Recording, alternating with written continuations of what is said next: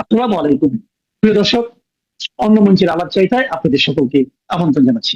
দক্ষিণ ও মধ্য এশিয়া বিষয়ক আমেরিকার অ্যাসিস্ট্যান্ট সেক্রেটারি অব স্টেট পল কাপুর গত মঙ্গলবার ঢাকা সফরে এসেছেন। তার এই সফরটি কি নিছক শুভেচ্ছা সফর, সম্প্রতি স্বাক্ষরিত বাণিজ্য চুক্তি নিয়ে আলোচনা, নাকি আরো কোনো গোপন উদ্দেশ্য আছে? পল কাপুর যখন ঢাকা সফর করছেন তখন অনেকটা হাতে হাড়ি ভেঙেছেন পররাষ্ট্রমন্ত্রী ডক্টর খলিল। আজকে এই বিষয় নিয়ে আপনাদের সাথে আলোচনা করব, শেষ পর্যন্ত সাথে থাকবেন। গত মঙ্গলবার দুদিনের সফরে এসেছেন পল কাপুর।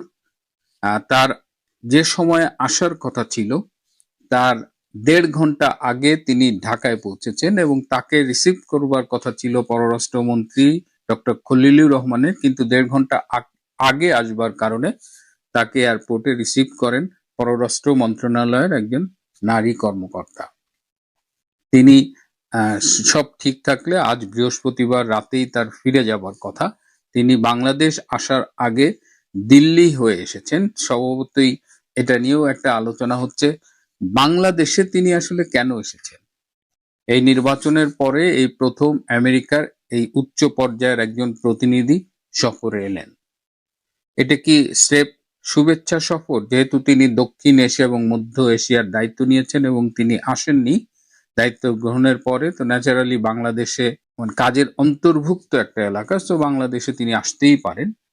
তিনি আসার পর থেকেই কর্মব্যস্ত সময় কাটাচ্ছেন, মন্ত্রীদের সাথে দেখা করছেন, বিভিন্ন রাজনৈতিক দলের সাথে তার আজকে দেখা হয়েছে।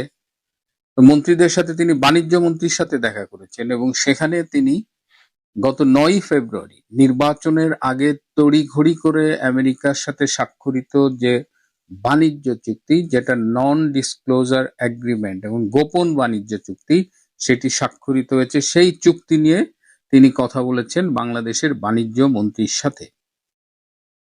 অনেকেই আমরা প্রশ্ন তুলেছিলাম যে নির্বাচনের আগে একটি অনির্বাচিত সরকার কেন তড়িঘড়ি করে একটা বাণিজ্য চুক্তি করলো, তাও ৩ দিন আগে। এটা তো তারা তো ওয়েট করতে পারতো যে নির্বাচিত সরকার এসে এই চুক্তিটা সই করবে।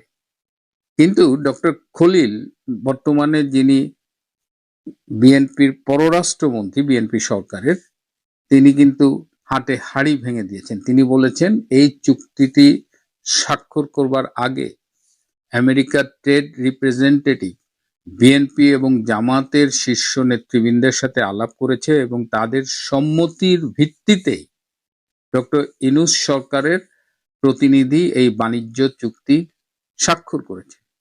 এটাকে বলা হয়েছে নন ডিসক্লোজার এগ্রিমেন্ট, অর্থাৎ এটা একটা গোপন বাণিজ্য চুক্তি। কিন্তু আমেরিকাই ৮ পৃষ্ঠার এই নন ডিসক্লোজার এগ্রিমেন্ট এটি তাদের ওয়েবসাইটে দিয়ে দিয়েছে। সুতরাং আমেরিকাই এটি প্রকাশ করেছে, এটা আর গোপন নেই। এটা যখন প্রকাশিত হয়েছে তখন থেকেই কিন্তু এটা নিয়ে ব্যাপক সমালোচনা হচ্ছে এবং আজকে যখন আমরা দেখছি বিএনপি সরকারের বাণিজ্য মন্ত্রী, তিনিও কিন্তু খুব স্বতঃস্ফূর্তভাবে এটাকে সমর্থন করতে পারছে না।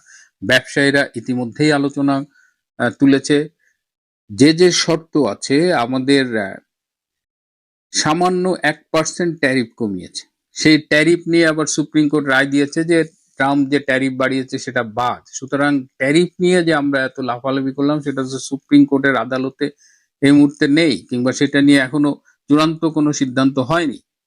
সুতরাং এই বাণিজ্য চুক্তির মধ্য দিয়ে আমরা আসলে কি পেয়েছি? $350 কোটি কৃষিজাত পণ্য বাংলাদেশে আসবে আমেরিকার থেকে। তার মধ্যে জেনেটিক্যালি মডিফাইড এগ্রিকালচারাল প্রোডাক্টও আছে। আমার বাংলাদেশের কৃষক, বাংলাদেশের কৃষি তাতে ভবিষ্যতে হুমকির মুখে পড়বে না তার কোনো নিশ্চয়তা নেই, বরং এই আশঙ্কা বা অনেকের মধ্যেই দেখা দিয়েছে যে এর ফলে বাংলাদেশ ক্ষতিগ্রস্ত হবে। আমরা তাদের কাছ থেকে সয়াবিন তেল কিনবো বেশি দামে, আমরা তাদের কাছ থেকে গম কিনবো বেশি দামে, আমরা তাদের কাছ থেকে লিকুইড ন্যাচারাল গ্যাস কিনবো বেশি দামে। তো এত এত দাসখত দিয়ে কেন এই চুক্তিটা সই করলো? এবং এই চুক্তিতে বিএনপি এবং জামাত দুটো পার্টি এগ্রি করেছে। সো এটা যে আমরা ডক্টর ইউনূসকে যে ব্লেম করবো সেই উপায় নেই। অনেকেই বলছেন এটা একটা দাসত্বের চুক্তি করেছে। সারা জীবন তো শুনলাম যে আওয়ামী লীগ সরকার আহ, ভারতের সাথে গোলামির চুক্তি করছে, কিন্তু কেউ আজ পর্যন্ত দেখাইতে পারলো না যে আওয়ামী লীগ সরকার কোন চুক্তিটা করেছে যেটা গোলামির চুক্তি ভারতের সাথে। কিন্তু এখন আমরা একদম ক্লিয়ার দেখতে পাচ্ছি যে শুধুমাত্র ক্ষমতায় যাওয়ার জন্য দেশটাকে বিক্রি করতেও সামান্য দ্বিধান্বিত হলেন না বিএনপি এবং জামাত। আমার খুব শেখ হাসিনার কথা মনে পড়ে। শেখ হাসিনা কিন্তু প্রকাশ্যেই বলে গেছেন যে তিনি সেন্ট মার্টিন দ্বীপ দেবেন না, তিনি দেশের স্বার্থ বিদেশের হাতে বিক্রি করবেন না, আমেরিকার হাতে বিক্রি করবেন না। তো দেশ বেচবেন না বলে যে নেত্রী একটা শক্ত অবস্থান নিল, আজকে সেই নেত্রী নিজেই দেশ ছাড়া, আজ যারা দেশটাকে দাসত্বের শৃঙ্খল পরিয়ে ক্ষমতার লোভে সাম্রাজ্যবাদী শক্তির হাতে তুলে দিচ্ছে, তারা আবার ভারত নিয়ে বড় বড় কথা বলেছে অতীতে। এখন কথা হলো যে পল কাপুর কি শুধুমাত্র এই বাণিজ্য চুক্তি আর শুভেচ্ছা সফরের জন্য এসেছে? আরো দুটো সামরিক চুক্তি তারা বাংলাদেশের সাথে স্বাক্ষর করতে চায়। এই দুটো চুক্তির একটি হলো ACSA, acquisition and cross servicing agreement. এই চুক্তির অধীনে আমেরিকা ঢাকা এবং কক্সবাজারের এয়ারপোর্ট ইউজ করতে পারবে, তাদের যুদ্ধ বিমান এবং অন্যান্য বিমানের জ্বালানি রিফুয়েল করতে পারবে, প্রয়োজনে তারা কক্সবাজার এবং কুতুবদিয়ায় সাময়িকভাবে ঘাঁটি করতে পারবে ইউএস মেরিন সেনারা। আরেকটা চুক্তি তারা করতে চায় GSOMIA, general security of military information agreement. এই GSOMIA তারা 2019 সালে এবং 2022 সালে দুইবার তারা চেয়েছিল, শেখ হাসিনার সরকারের কাছে প্রস্তাব দিয়েছিল এই চুক্তিটি সই করার। এই চুক্তির অধীনে হলো যে বাংলাদেশ এবং আমেরিকার মধ্যে সকল ধরনের ইন্টেলিজেন্স ইনফরমেশন শেয়ার করা হবে, মানে বাংলাদেশের সব তথ্যে আমেরিকার অ্যাক্সেস থাকবে। এবং মিডল ইস্টে যেসব কান্ট্রি আছে যাদের যেখানে আমেরিকান মিলিটারি বেজ আছে, সব দেশের সাথেই কিন্তু এই আকসা আর GSOMIA চুক্তি স্বাক্ষর করা আছে। কিন্তু শেখ হাসিনার সরকার এই GSOMIA চুক্তিতে স্বাক্ষর করে নাই। এমনকি যে বাণিজ্য চুক্তিতে সমর্থন দিয়েছিল, সম্মতি দিয়েছিল বিএনপি এবং জামাত, সেই চুক্তির বিষয়ে মার্কিন ট্রেড রিপ্রেজেন্টেটিভ কিন্তু আওয়ামী লীগের প্রতিনিধির সাথেও মিটিং করেছিল ফেব্রুয়ারির শুরুতে। আওয়ামী লীগের সাবের হোসেন চৌধুরী এবং সজীব ওয়াজেদ জয়ের সাথে তারা মিটিং করেছিল। আওয়ামী লীগ খুব স্পষ্টভাবে জানিয়ে দিয়েছিল এই বাণিজ্য চুক্তির সকল শর্ত মেনে নেওয়া সম্ভব নয়, এর মধ্যে অনেকগুলো চুক্তি আছে যেগুলো পুনর্বিবেচনা করা উচিত, ভেবে দেখা উচিত, কারণ সেগুলো বাংলাদেশের স্বার্থের পরিপন্থী। বর্তমানে কি প্রতিকূলতার মধ্যে আওয়ামী লীগ আছে, সেই অবস্থায়ও কিন্তু আওয়ামী লীগ বাংলাদেশের স্বার্থের বিষয়ে নেগোশিয়েট করেনি, যেটা এই বিএনপি এবং জামাত করেছে। আজ বৃহস্পতিবার মূলত পল কাপুর রাজনৈতিক দলগুলোর সাথে মিটিং করেছে, বিএনপির সাথে মিটিং করেছে। আজকে তাদের এনসিপির সাথে একটা মিটিং করার কথা ছিল। অনেক আগেই, পল কাপুর আসার আগেই তো এই সফরসূচি নির্ধারিত হয়েছিল। তখন ইউনূস সরকার ক্ষমতায় ছিল। ইউনূস সরকারের পক্ষ থেকে একটা ধারণা দেওয়া হয়েছিল যে এনসিপি সংসদ নির্বাচনে অনেকগুলো সিট পাবে, তাদের মধ্যে কয়েকজন মন্ত্রী হবে, তরুণ মন্ত্রী, বিশেষ করে শিক্ষামন্ত্রী, স্বাস্থ্যমন্ত্রী, এরকম একটা ধারণা দিয়ে তাদের সফরসূচিতে রাখা হয়েছিল। কিন্তু আজকের বাস্তবতায় যখন দেখা গেছে যে এনসিপি মাত্র 6টা সিট পাইছে সংসদে, তার মধ্যে 4টা আবার নেগোশিয়েট করে নেওয়া, সেখানে তারা যেতে নাই। আপনারা জানেন যে এই নির্বাচনে অনেকগুলো সিট নেগোশিয়েট করে ভাগাভাগি করে নিছে এবং এদের কোনো পাবলিক বেজ নাই। এ কারণে শেষ মুহূর্তে এনসিপির সাথে তারা মিটিংটা বাতিল করেছে। এর আওয়ামী লীগের সাথে ভার্চুয়ালি একটা মিটিং হওয়ার কথা বাংলাদেশ সময় দুপুর 1:40-এ। এই মিটিং এ অংশগ্রহণ করবে আমেরিকা থেকে সজীব ওয়াজেদ জয় এবং অন্যান্য প্রতিনিধি দল। তো তারপরে আজকেই পল কাপুরের চলে যাবার কথা। প্রিয় বন্ধুরা, আজ এ পর্যন্তই। আপনি এতক্ষণে ব্যানার এবং হেডলাইন দেখে হয়তো চিন্তা করছেন যে আমি হঠাৎ করে এটা কি বললাম, হাই আওয়ামী লীগ, হাই আওয়ামী লীগ। হ্যাঁ, এটা কেন বললাম সেটা বোঝার জন্য আপনারা যারা ঢাকাতে বা চট্টগ্রামে আছেন, তারা যদি যে কোনো যে শিয়া, বাংলাদেশি শিয়া না, এটা উর্দু ভাষাভাষী বা হিন্দি ভাষাভাষী শিয়া কাউকে যদি জিজ্ঞেস করেন বা বলেন যে কথাটা যে আকে ফাঁসে যা না সে হাই হুসেন, হাই হুসেন, মানে এসে ফেসে গেছি, যাইতে পারি নাই, হাই হোসেন, হাই হোসেন, এটা যদি বলেন দেখবেন তারা খুব মনকষ্ট, খুব মনকষ্ট পেয়েছে। তো এই কথাটা আমরা একসময় বলতাম, ওই শিয়া থেকে বলতাম এই জন্যই যে ওরা বলে যে আমরা আসলে কারবালার ময়দানে আমরা আসলে এই হাসান হোসেনকে মারার জন্য যাইনি, আমরা আসলে ওখানে গেছিলাম কিন্তু আমরা মারি নাই, মারছে তো এজিদের পুত্র, কিন্তু দোষটা আমাদের উপরে হয়ে গেল।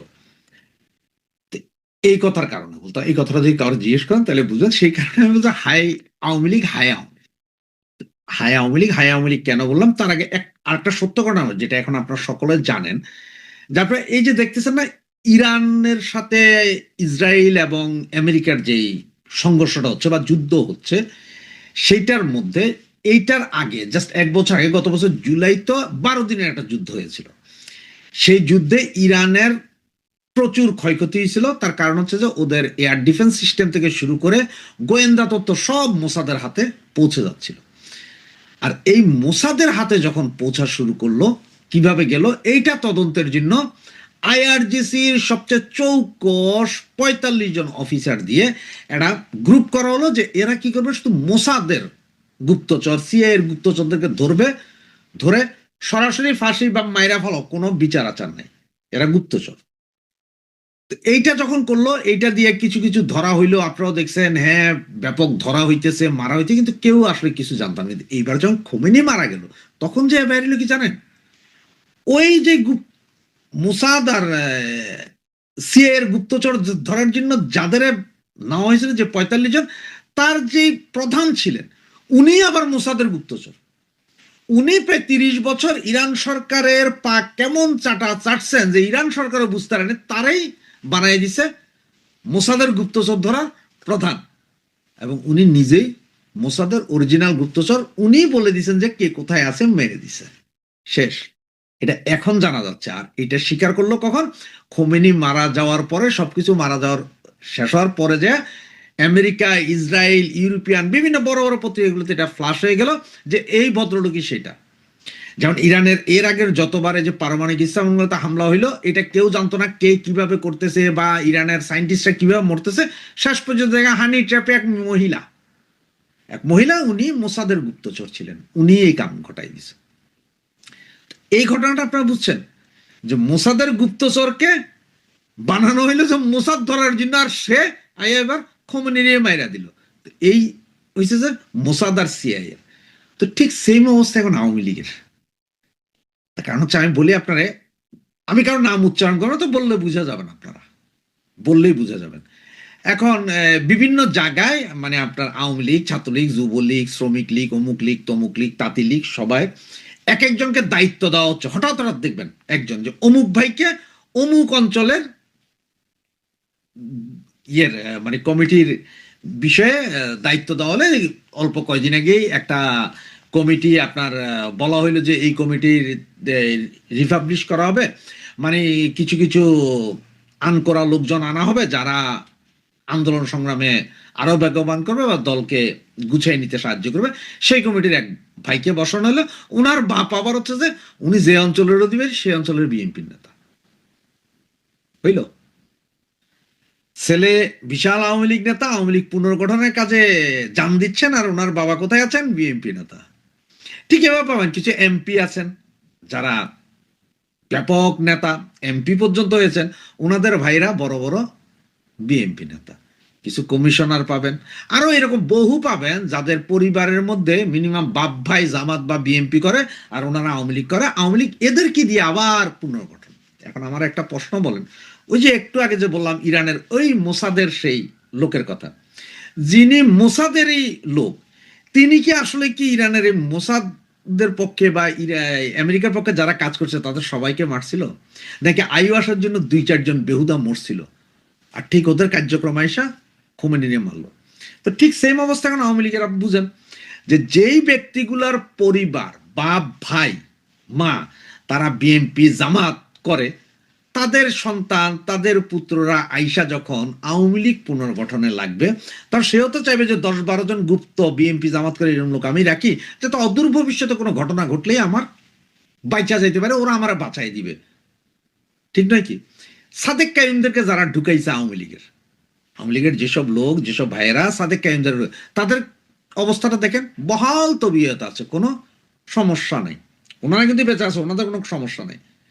এই জন্য আমি যে বলি যে সবই খারাপ, না না না, লক্ষ কোটি ভালো লোক আছে। যেমন তৃণমূলের যেসব কর্মী ভাইয়েরা আছে, আমার ভাই বোনরা আছে, যারা এখনো বিভিন্ন জায়গায় মিছিল মিটিং এই ফেসবুক লেখালেখি সব করছেন, তাদের মধ্যে এই 2 নম্বরটা নেই। 2 নম্বরটা খুব হাই লেভেল নেতাদের ভিতরে। তা আওয়ামী লীগ এখনো ওগুলোরই চিহ্নিত করতে পারে নাই।